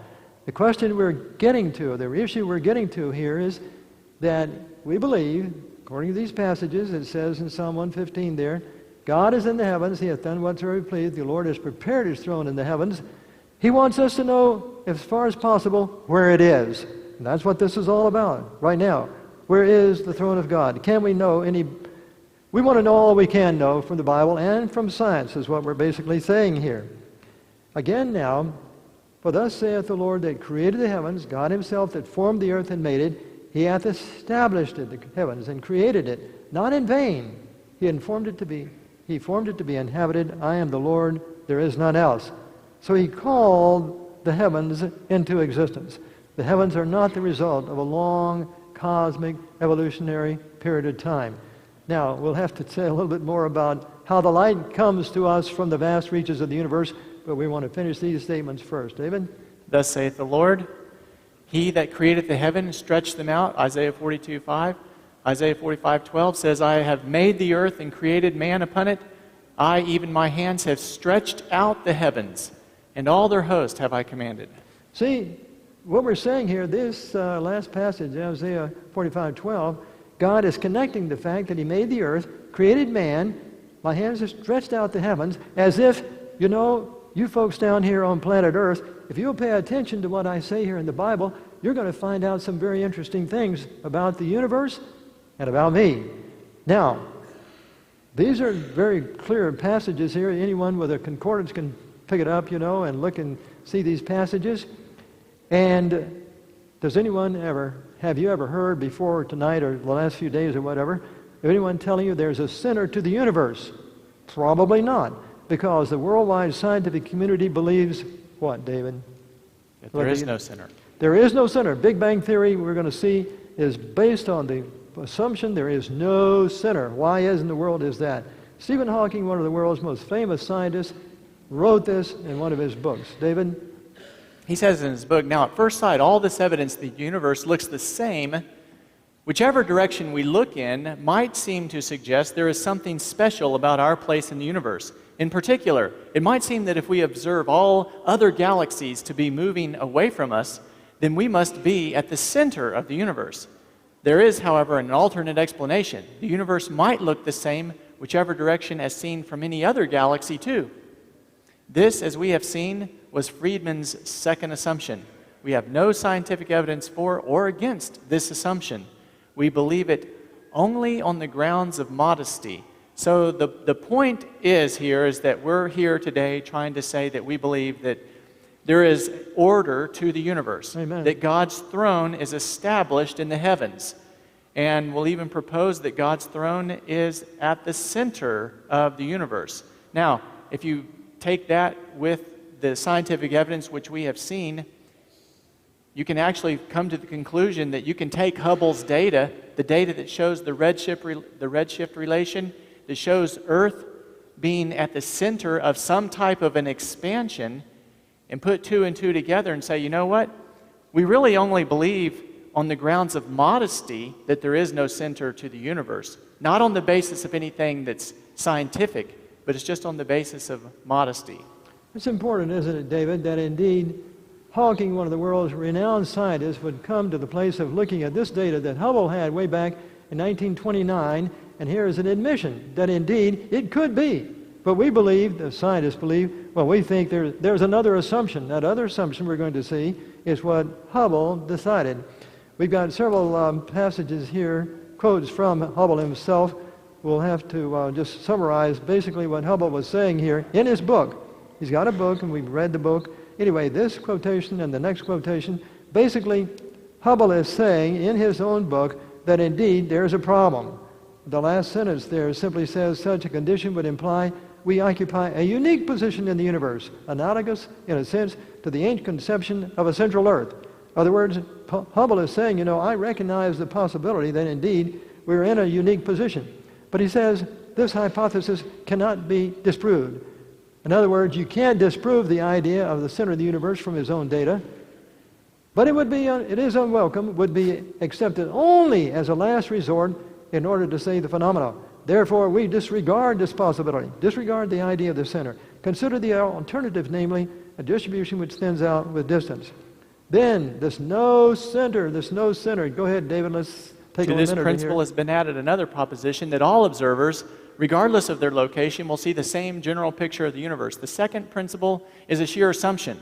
Nevertheless, it leads to a rather remarkable consequence, for it demands that if we see the nebula all receding from our position in space, then every other observer, no matter where he may be located, will see the nebula all receding from his position.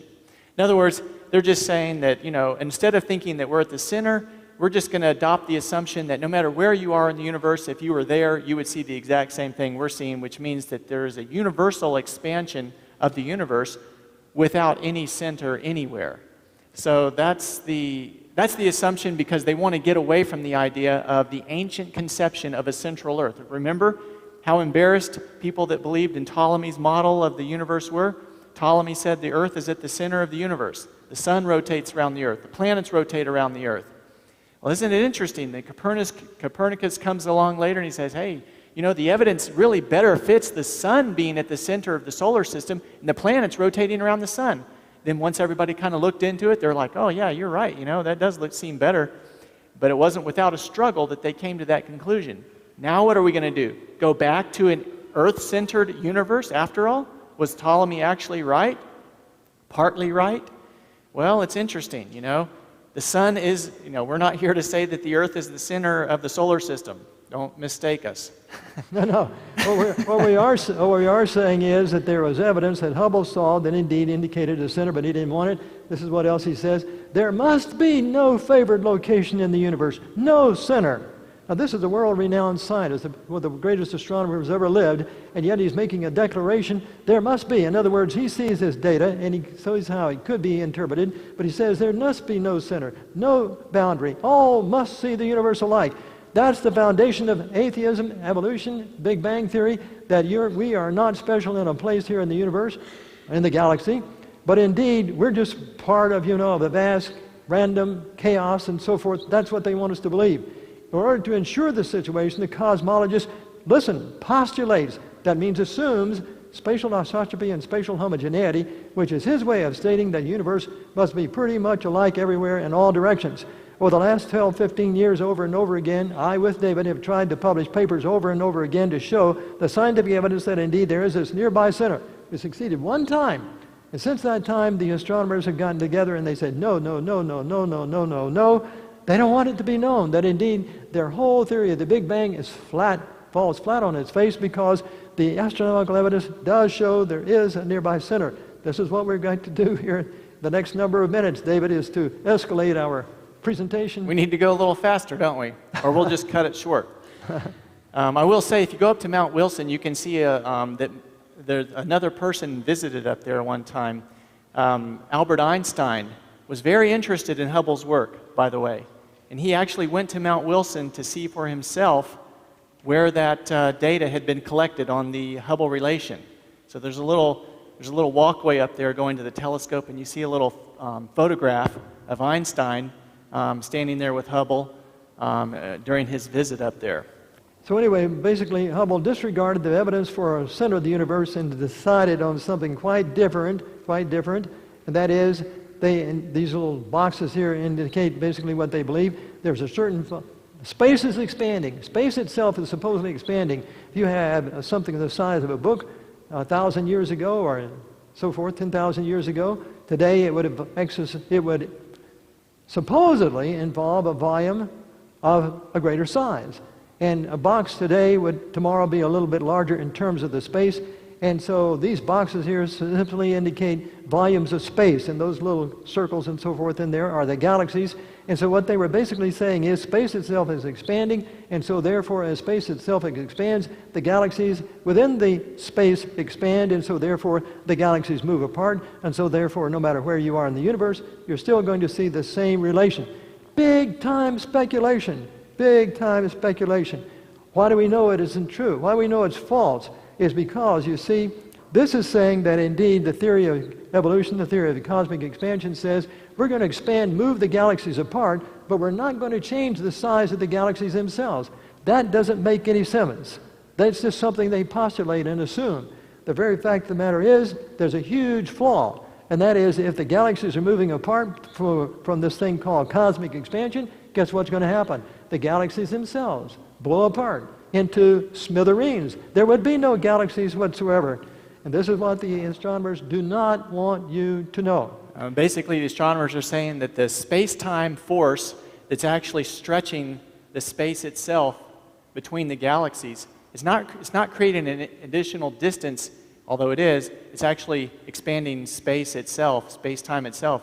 Is too weak of a force to overcome the gravitational attraction of the galaxies. But unfortunately, if you look at the fundamental theory behind what space-time expansion is actually based upon, then they can't get around the fact that it's going to be operative not only outside of the galaxies, but also within the galaxies as well. So we continue. Science violates conservation of energy. We've already talked about this. Indeed, it does. It's this redshift expansion that violates the conservation of energy. And when the sum of all the expansion photons in the universe, light comes to us through photons, light is throughout the universe. If you calculate the total energy involved in the expansion with respect to the conservation of energy, non-conservation of energy, David and I have done that.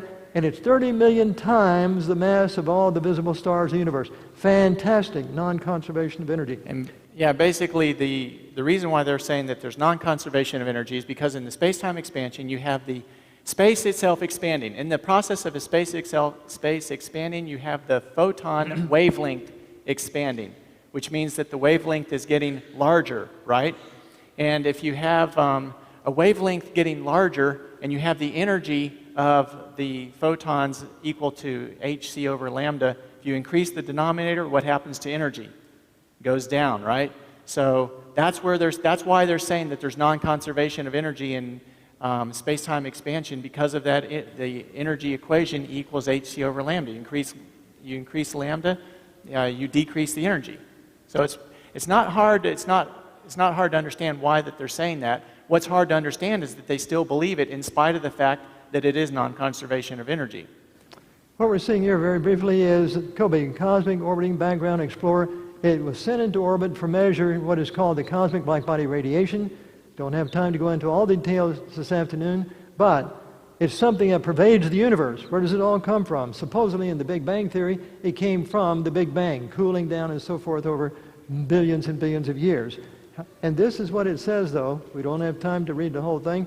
But it says a scientist, Weishaupt, said the following, that indeed this cosmic black-body radiation, really, really unusual, because it does what? It establishes an absolute reference frame for the universe. Isn't that logical from the standpoint of what we've already said in the Bible? God has established what? His throne in the heavens. His throne is fixed. So therefore it stands to reason there is going to be then what? A cosmic reference frame, an absolute reference frame, and there is. It was found by this. Nature has provided an absolute frame of reference. The deeper significance of this concept is not yet clear. Now, we've got a new model of the universe. Again, we won't have time to go into all the details about it, but I've been trying to publish with David over the last 10, 15 years the details of this new model of the universe that would account for what we're talking about this afternoon in a scientific way. Back in the late 1990s, there was a science magazine. What did it have? It said basically exploding stars point to a universal repulsive force. Again, we'll just have to run over this very, very briefly. There is a repulsive force in the universe that was discovered now in 1988. That's when that science magazine was published. And again, there was another one. Astronomers see a cosmic anti-gravity force at work. What does this all mean? Well, these reports in the early 1998 basically said we've got supernova going off throughout the universe, and it's telling us there's a vast repulsive force greater than anything we ever thought about. A greater repulsive force, an anti-gravity force. What does that all mean? Well, the very fact of the matter is, just before those articles came out, we published a paper in this Modern Physics Letters A showing that indeed this new model of the universe we're talking about can be developed on the basis of what? An expanding anti-gravity force, a repulsive force called the cosmological constant. Well, here's a brief schematic then of what we're saying, that indeed there is a center. This is the great white throne. The galaxies are moving away from it. There's a new cosmic model that will explain it. Here we are. You can see indeed there's a center of the universe nearby, and indeed the redshift is increasing. The galaxies are getting smaller, and they're getting redder and redder as they go out and with increasing distance.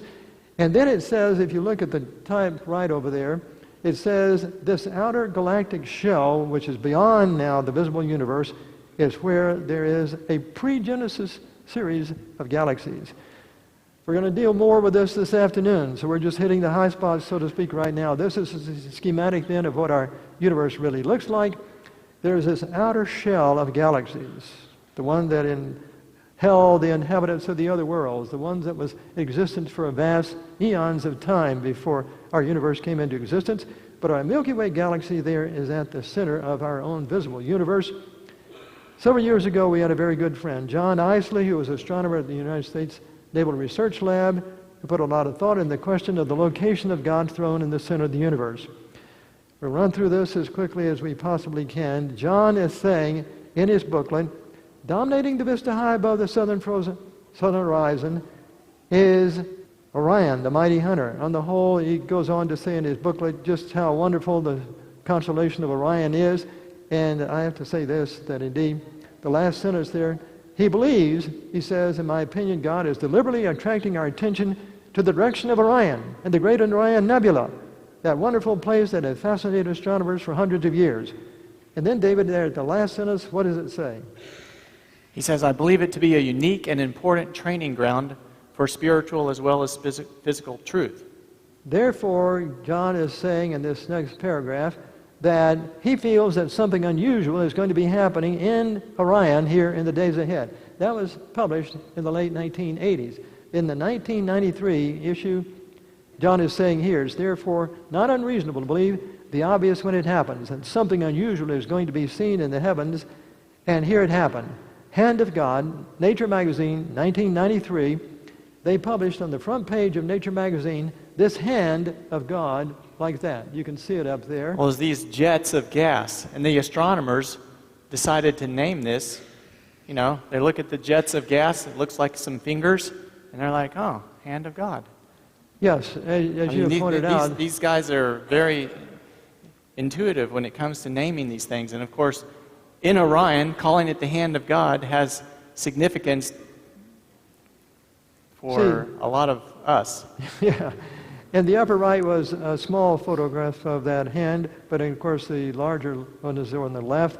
As David has said, the people who did this, who saw it, and they waited about 6 months before they published it because they wanted to get a name for it. And as you say, of course, they chose. These were not God's people. These were not Christians who did this. So John is ending up in his book, The Marvels and Mysteries of Orion, saying, the present time, the scientific community is conducting the most intensive study of Orion. And indeed, it has continued to do that. And he says in the last sentence, I strongly believe the Holy Spirit is actually leading out in what's going on there in Orion. Well, David and I have a great reason to believe that. John believed, this Early Writings is a book written by a Seventh-day Adventist lady. We'll be talking more about it this afternoon. David, tell us what it says very briefly here. Well, as far as we know, the Anglo-Australian astronomers did not have access to this quote when they named that structure. But anyway, for us, we can see the quote, dark, heavy clouds on page 41 of early writings. By the way, this is the only place in the writings of Ellen White that actually mentions Orion in this way, one time. So a lot of people, say, well, just one time, what are you going to do with it? But anyway, here it is. Dark, heavy clouds came up and clashed against each other. The atmosphere parted and rolled back.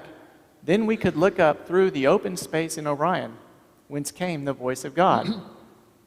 And then she makes a very incredible statement. The holy city will come down through that open space. Now, that's a prediction that you can sort of wait to verify, right? Of course, by the time you end up verifying whether that's true or not, it's too late to change your mind and believe in it. For many decades, some of the Adventists have had a special interest in looking at Orion and finding out where in the world is any special open space in Orion. David and I gave this talk in Washington, D.C., a version of this back in 2006. And just before we did that, I was looking on the website of NASA, Hubble Space Telescope, and what do you know? NASA had turned Hubble Space Telescope toward Orion, and they started to focus. But basically what it's saying here is they had found the open space in Orion. And here's a low contrast picture, but now we're going to go through the Orion Nebula. Look, as we zoom in on that center region there of the trapezium, in other words, we've gone from a low definition shot, now we're zooming in, and right in the center are the 4 stars of the trapezium. Isn't that true, David? And so look on the left over there, if you would. It's sort of like that is the top covering, and something else is being pulled back. And as we continue to go into, it seems like, we're looking into a bowl, an opening, so to speak. And as we go further and further and further, the trapezium stars become greater and greater in definition until we finally get something, there they are. We are truly zooming into a deep recess or a deep hole there in the Orion Nebula. And so there it is. It does have, Orion Nebula does have an open space, which David and I associate, of course, with what we just read. Now we're not saying that was heaven, by the way. No. Don't go away thinking that. No, that's right. In our DVD, which you can purchase tonight if you're interested, or just go on the website and read it and listen to it and view it, we have a video, Center of the Universe, which goes into great detail about what we're talking about right here. And it ends up with basically animation of a trip from Earth going through where? Orion? He knows. It goes through the Orion Nebula, and it's beautiful, absolutely fascinating to see the trip, the cosmic trip from Earth going through the Orion Nebula and then going directly to the throne of God. And here we have, guess what? The throne. There we have Christ, of course, right before the throne, the angel, recording angel, and so forth. And there they pulled out, of course, the 10 Commandments to the outside of the Ark of the Covenant. And the one that is highlighted there is, for the sake of what we're doing this afternoon, it's the 4th commandment. It's the 4th commandment. In other words, we're going to the actual throne room of God, and there is the throne, that is the actual throne, and there is the 10 commandments. One of them, of course, have been pulled out, and there's the view of it. So this Hubble redshift relation, basically we say, has pointed out that indeed there is a center of the universe. We're very close by to the center. In our own galaxy, we're that close for the center to actually be in our own galaxy. The Orion Nebula is within our own galaxy, and our Center of the Universe DVD, as I said, has this animation of going from Earth through the Orion Nebula and then on to the throne of God, and to see, of course, what you've just seen. Here is another visual of it. Again, the ancient heavens, the ones that detected only by the cosmic microwave telescopes, vast number of galaxies outside. But the region inside there is the region of the visible universe that was created in the 6 days of creation. Now, we want to end, there it is, a visual. Again, the God's throne in the center, the outer galactic shell, the Milky Way boundary. That's not a Hubble shot, by the way. That we need it. We need to know that. Now, Wouldn't that be interesting if it was? Very quickly, I know someone is going to ask many people will be asking the question, David and I are up here, we must have lost it because don't we know that the galaxies are what, billions and billions, 10 billion light years away and so forth? So how in the world could it possibly be that light is ever coming from the distant galaxies to us, in 6,000 years or anything? Should take 10 billion years to get here. But remember this very clearly. Remember this. Jesus in the New Testament was saying, he was praying there on the Mount of Transfiguration, and what happens? Well, basically, light, it says, comes from the throne of God directly to Christ in what? Instant of time. And also, we believe that indeed there are these other worlds scattered throughout the many billions of galaxies throughout the universe, and that they have a what? Present understanding, view, so to speak, of what's going on at the present time. We'll tell you more about this afternoon, why we believe that indeed the vast reaches of the universe, wherever they are, they're having a TV picture, so to speak, of all that we're doing. Some of them are tuning into what we're saying today even, so that indeed transmission of light per se is not the issue.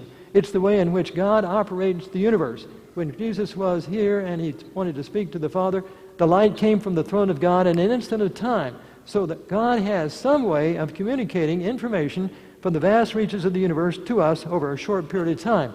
The Bible clearly tells us, that the angels of heaven fly throughout the universe over very, very short periods of time. And whatever that mechanism is, there's another dimension that we don't understand. We can't see the angels. There's another dimension that we do not have access to, and it's in this other dimension that the light is transmitted, the information is transmitted to us at the present time over a very, very short period of time. So indeed, when God created the heavens and the earth, fourth commandment, it was with the purpose that God had in mind that Adam and Eve, even in that particular time in creation week, could see the beauties of the universe, even as today, as we've been able to see them through the beauties of the Hubble Space Telescope. And so, David, how do we end? What do we expect to come as a result of this? Well, we end with the second coming of Jesus. The center of the universe, DVD, ends with not only the trip to the great white throne and the judgment, but again it returns. There's a return from the great white throne back through the Orion Nebula, and indeed that is the time of the second coming of Christ, and that is the last picture in the center of the universe, DVD. We surely have had the wonderful opportunity of having this presentation with you today. We apologize for going over somewhat, but thank you so much for this opportunity.